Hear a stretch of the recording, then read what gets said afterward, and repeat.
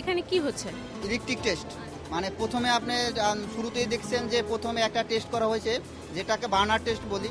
এখানে আমাদের ল্যাম্পটা প্রায় উৎপাদন প্রক্রিয়া শেষ। এখান ফাইনাল টেস্টে যাওয়ার আগে একটা ইলেকট্রিক টেস্ট দেওয়া হয়, যেটাকে প্যারামিটারগুলো দেখা হয়, যে এটা কত প্যারামিটারে, কত ভোল্টেজে, কত এম্পিয়ার এবং কত ফ্রিকোয়েন্সি।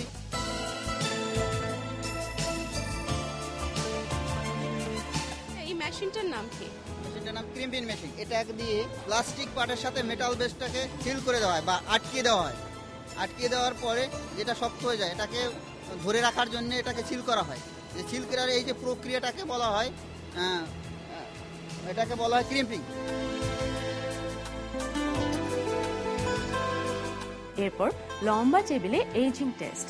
এই প্যানেল বোর্ডে বিভিন্ন ভোল্টেজে জ্বলে জ্বলে সহনীয়তার পরীক্ষা দিতে হয় এইচডি ল্যাম্পগুলোকে। এখানে 170 থেকে 260 ভোল্টেজের 8টি লেভেল পার হতে হয় প্রতিটি বাল্বকে। মাপা হয় বাল্বের টেম্পারেচারও, যাতে প্রতিটি বাল্ব কমপক্ষে 10,000 ঘন্টা জ্বলবার জীবন পায়।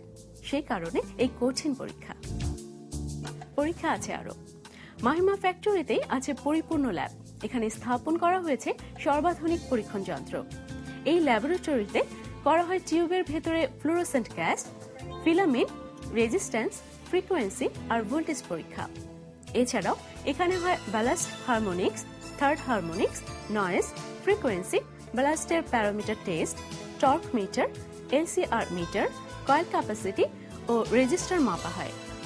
এইসব পরীক্ষা নিশ্চিত করে আসলে কতদিন জ্বলবার ক্ষমতা, কতবার সুইচিং এর ক্ষমতা পেল প্রতিটি এইচডি ল্যাম্প। এটা হলো ইন্টিগ্রেশন এক্সপায়ার মেশিন। এটার ভিতর যে মিটারগুলো আছে, মেশিনগুলো আছে, এগুলো খুব অত্যাধুনিক মেশিন এবং লেটেস্ট। এভারফাইন্ডের লেটেস্ট মেশিন আমরা একমাত্র বাংলাদেশে নিয়ে আসছি। এবং এটা এখন দেখাবো আপনাকে এটার ভিতরে যে লুমিনিয়াসটা কিভাবে মাপা হয়, লুমিনিয়াসটার আলোর বিচ্ছুরণটা কিভাবে মাপা, যেটাকে এটার একক হলো লাক্স, এটাকে কিভাবে মাপা হয়।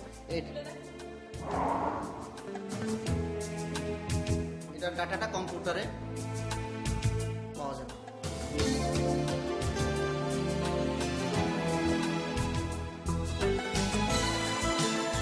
মাহিমা ইলেকট্রিক অ্যান্ড ইলেকট্রনিক্স ইন্ডাস্ট্রিজে এইচডি এনার্জি সেভার ল্যাম্প তৈরি হয় 5 ওয়াট থেকে 105 ওয়াটের মধ্যে 15 ধরনের বাল্ব। সেই বাল্বগুলো প্যাকেটজাত করার সময় দিয়ে দেওয়া হয় ওয়ারেন্টি কার্ড।